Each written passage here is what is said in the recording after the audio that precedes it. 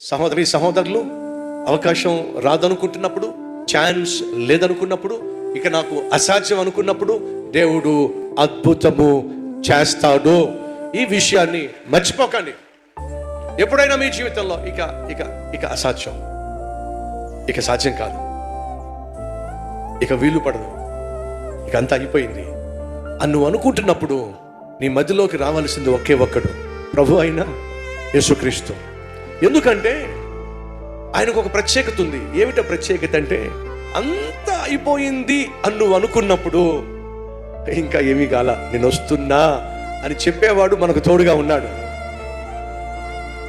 నా దేవుడు ఏ మార్గము లేని చోట మార్గమును కలిగించగలిగిన వాడు, మహా అద్భుతము జరిగించగలిగిన వాడు.